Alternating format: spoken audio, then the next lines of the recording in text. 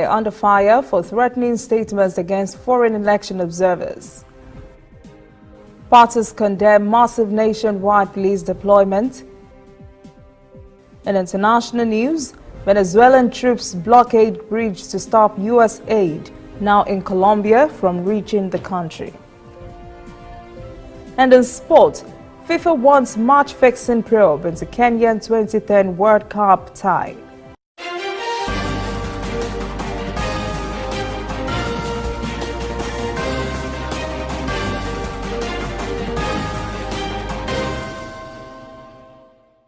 This is ANN News. I am Olajumoke Olatunji. The European Union has reacted to the threat by Kaduna State Governor Nasir El-Rufai that those who intervened in the forthcoming general elections were, quote, go home in body bags. El-Rufai of the All Progressives Congress Party, APC, was a guest on an NTA live television program earlier this week when he made the threats. This is what he said. Those that are calling for anyone to come and intervene in Nigeria, we are waiting for the person that will come and intervene. They will go back in body bags. Okay. The governor further said Nigeria had intervened militarily in Sierra Leone and Liberia in the 1990s in a resolution by the international community and as a gesture of neighborliness. The governor's statement followed a call by the United States, United Kingdom and the European Union that the Nigerian government should not interfere in the upcoming election. They made a call after President Buhari suspended Chief Justice Walter Nohe. The European Union says its observation team is impartial and does not interfere in the electoral process of any nation. It also says the team operates according to a strict code of conduct and would do the same in Nigeria. Meanwhile, Governor Nasir El-Rufai has shed more light on what he meant when he issued the threat. He said in a statement by his spokesperson that he was standing up for Nigeria's dignity. The statement said the governor issued a threat as a patriot and that the threat was directed at those who may plan to reduce Nigeria to the status of a colony in what he called their vain quest for power. The statement said there was no call for violence. He described the threat as a powerful defense of sovereignty. The People's Democratic Party, PDP, has called on the international community to impose a travel ban on the governor. President Muhammadu Buhari has assured Nigerians he will never change but will remain strong in the fight against corruption in the country if re-elected as president. Buhari was speaking at the All Progressives Congress political campaign in Makurdi, Benue State capital. The president reaffirmed his doggedness in the corruption battle and said he will be consistent and steadfast. He wants that anyone who abuses trust will be exposed and dispossessed. He issued some promises to provide security, fix the economy, and fight corruption. He also promised to provide roads, railways, and electricity. Buhari said he will pay for all those promises with money recovered from looters. Meanwhile, the presidential candidate of the People's Democratic Party, PDP, Atiku Abubakar, has told the people of the Northeast region to vote for him in the upcoming elections because he is one of them. Abubakar was campaigning in Damaturu, Yobe State, where he said the region had never produced a Nigerian president since the Tafawa Balewa administration of the 1960s. He said this election presents them with another opportunity to produce the next Nigerian president. Abubakar tried to woo the youth and women by promising them opportunities to serve in his government if elected.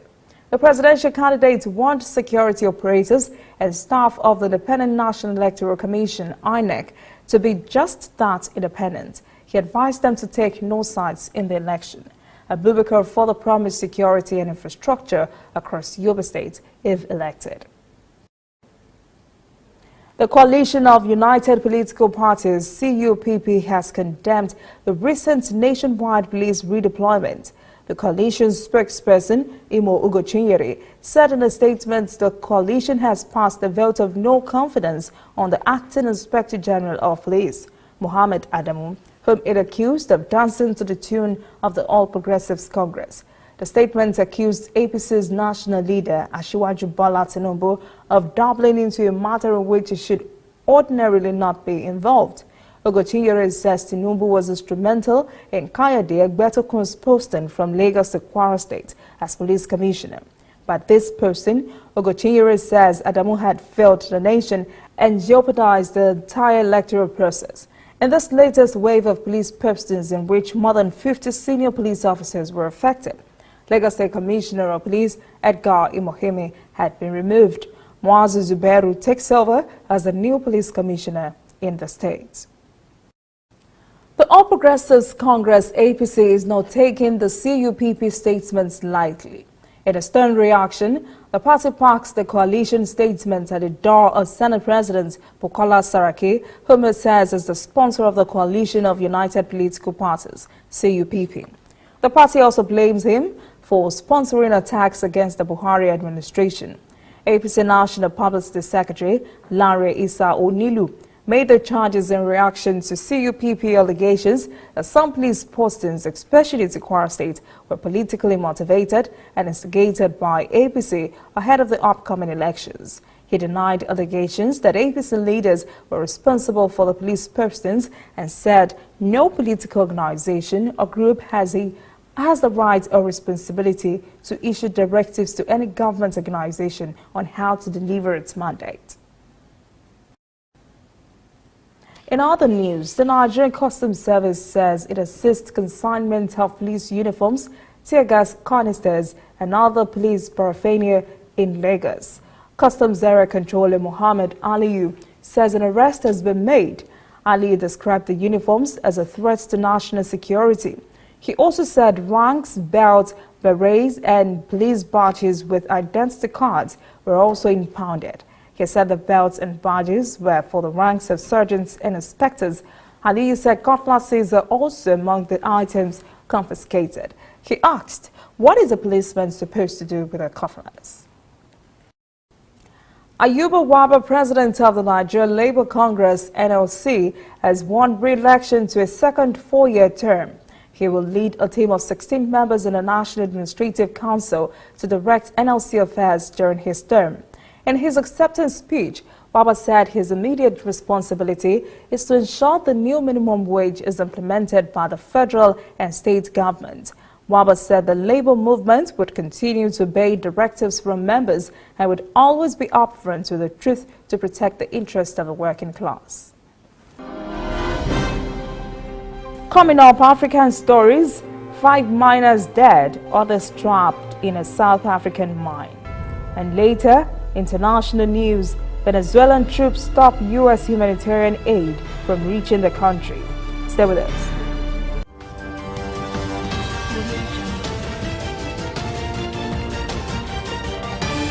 You are watching ANN.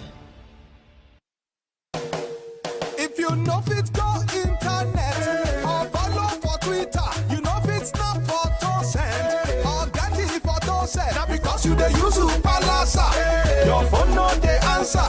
See me see wahala.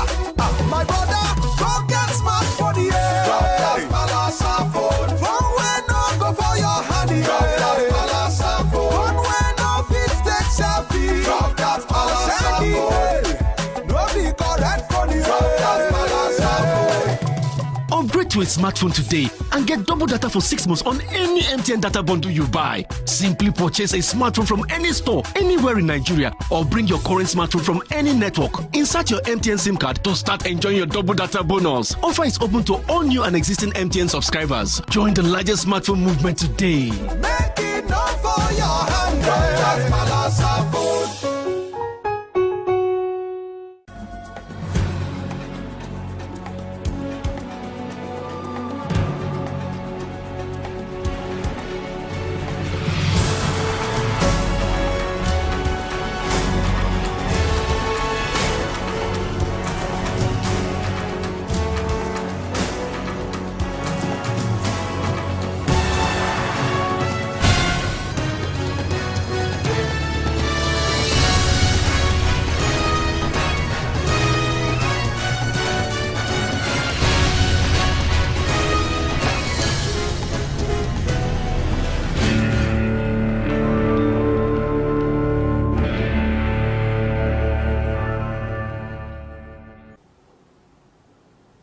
Welcome back. This is ANN News. In African stories, At least 5 persons have been killed in a gas explosion in a South African unused coal mine owned by Gupta brothers. 20 persons are also reported still trapped underground. State broadcaster SABC says rescue efforts were hampered by dangerous high levels of toxic gas underground. Police spokesman Leonard Letty says several people have entered the mine on Wednesday afternoon to steal copper wires that supply electricity for lighting and ventilation when a gas pipe exploded. Copper is often stolen from disused mines in South Africa and sold for scrap.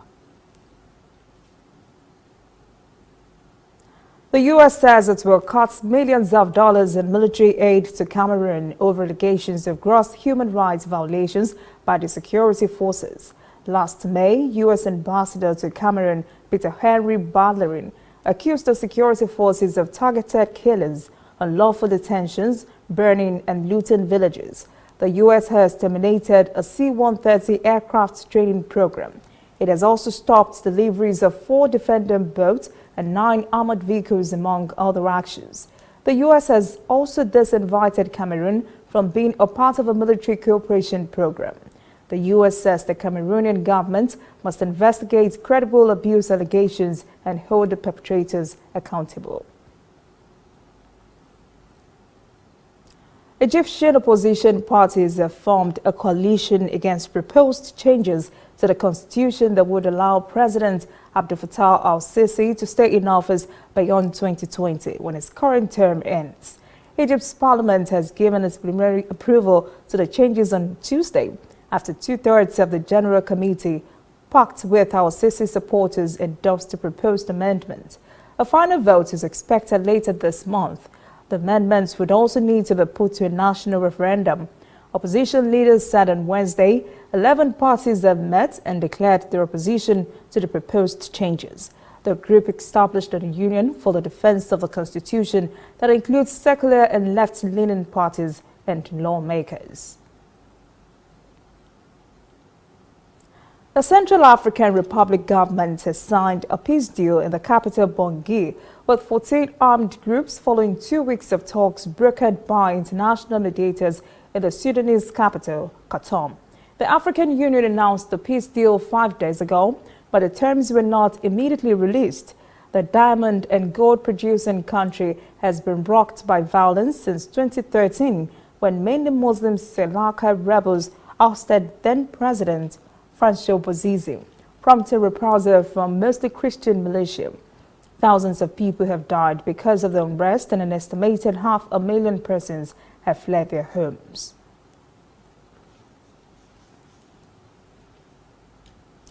A Tanzanian local tech company is using artificial intelligence to deliver learning content to students who have no access to either internet or textbooks. This award-winning educational technology was created by Given Edward, who developed an app called Tabe that uses artificial intelligence and SMS technology to deliver educational content. The team of the Tabe app consists of educators, software developers, and entrepreneurs. What they do is they simply text that question the same way they would message a friend, and then Mtabe, the system, would answer them. And we have a team of teachers here who help answer those questions so students can get a personal tutor at home without having to struggle much. Mtabe plans to be accessible to students across Tanzania.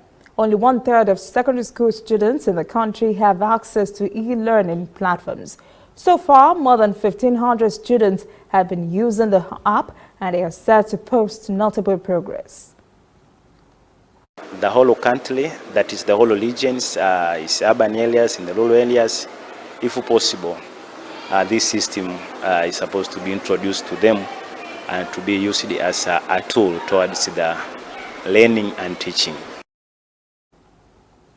Despite a free education policy for primary and secondary school students in Tanzania, availability of teachers and learning materials is still a challenge, so Edward wants to introduce the app nationwide. The overall goal for us is to develop world-class secondary school students. That's the overall goal. So everything we do is to develop world-class secondary school students.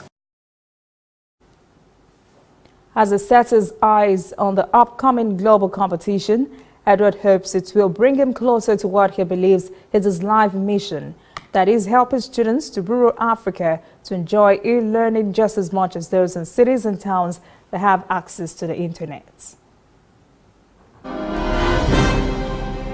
When we return, international news. Venezuelan military stopped U.S. aid, now in Colombia, from reaching its destination. And later, sports. FIFA wants Kenya's 2010 World Cup tie prepped for match fixing.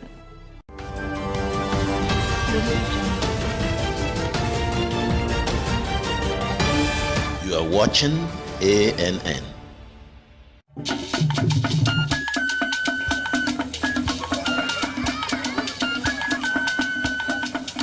Are you sure you want to do this? Adam, go and bring us your husband. Okay, hello baby. We're in this together, okay? Can you hear me? Keep coming forward. Wait, stop. You okay, lean to your right. Keep walking down. Keep walking to the left. Yes. You're almost here. Keep going. You are here. Wow, you did it. I'm just so glad I didn't have to use my cane to do this. And I am so glad no other man got you before me. Let me be your eyes.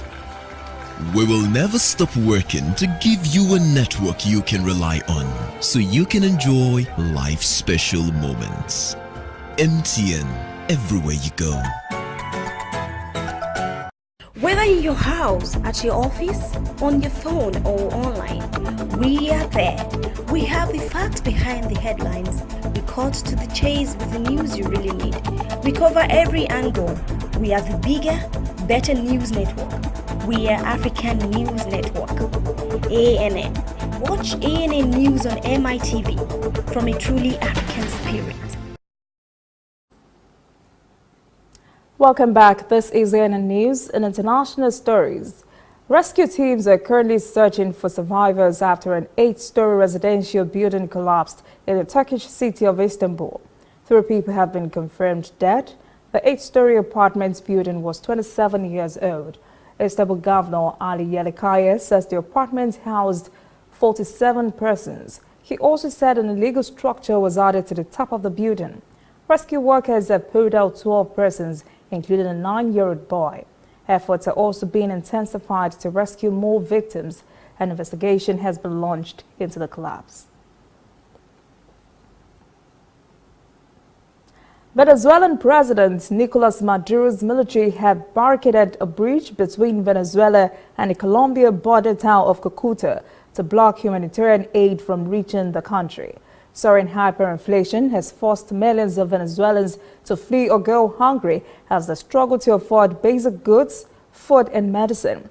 But Maduro has long rejected receiving humanitarian assistance, saying Venezuela is not hungry and is not a country of beggars.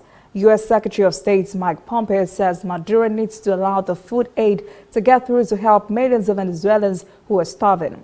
Tensions have been high for a 3rd week since opposition lawmaker Juan Guaido announced himself president. The U.S. and Canada have each pledged $20 million and $50 million in aid. At least 40 countries have recognized Guaido as the legitimate president of Venezuela. The U.S. has taken another step to support its policy toward Israel. The Senate has passed legislation that would allow state and local governments to sanction those who support anti-Israel measures like boycotts, the veto, and sanctions. The 77 to 23 votes now sends the legislation to the House of Representatives, where it will likely be debated again. The legislation authorizes $3 billion a year for 10 years in U.S. military aid to Israel, reauthorizes the U.S.-Jordan Defense Cooperation Act, and imposes financial sanctions on the government of Bashar al-Assad. British Prime Minister Theresa May is working to get European Union leaders to work with her this week to Brexit deal so that she can win parliamentary support at home. She's given it this push despite EU's insistence it is not open for renegotiation. May arrives in Brussels on Thursday and is expected to discuss her reworked plan with European Commission President Jean-Claude Juncker and President of the European Council, Donald Tusk. The talks are expected to focus on the deadlock over the border between Northern Ireland and EU member Ireland. May is seeking a deal to ensure the border remains open regardless of the outcome of the deal. A Taliban official, Abdul Salam Hanafi, is reporting that the United States has promised to withdraw half of its troops from Afghanistan by the end of April, but no scheduled time frame yet. Hanafi was speaking on the sidelines of a meeting in Moscow between the Taliban and other prominent Afghan officials. Hanafi says Americans would begin the pullout from now to the end of April. It says Washington and the Taliban have agreed that all foreign troops would eventually leave and Afghanistan would never be used as a base for attacks on the U.S. Pentagon spokesman Army Colonel Rob Manning says the U.S. military had received no orders to begin withdrawing.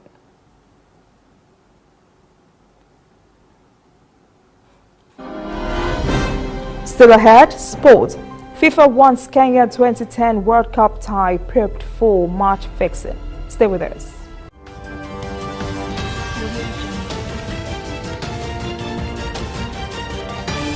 You are watching ANN. This used to be me.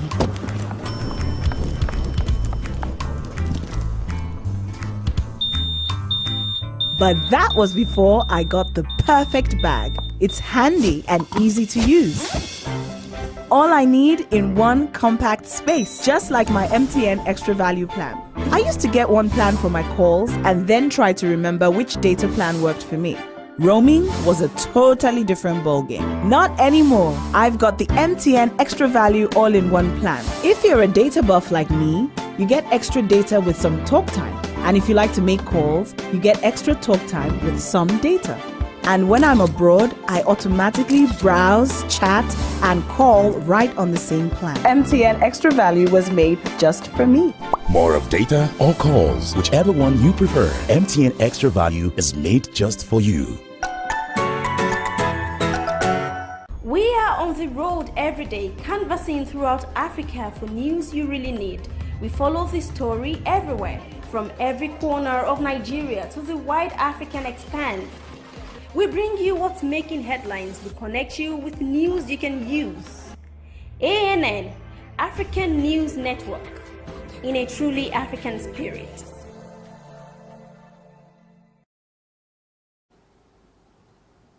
Welcome back. This is ANN News. In sports now, officials and players of Bendel Insurance of Benin were refused entry into the Muhammadu Diko Stadium in Katsina State when they arrived there ahead of today's NPFL game. Spokesman for Bendel Insurance says despite all plea, the security men turned them back and no reasons were given for the action. FIFA wants a full investigation into allegations that several Kenyan internationals were fixed, including a 2010 World Cup qualifier. The move by football's world governing body follows an investigation into the roles of the former Kenya international George Owino and convicted match fixer Wilson Raj Perumai. That is ANN News this evening. Thank you for joining us. For details on this and other stories, visit our website, annafrica.net. Conversation continues on our social media platforms, Twitter, Instagram, and Facebook at ANN Africa TV. I am Olajumoke Olatunji. Have a pleasant evening.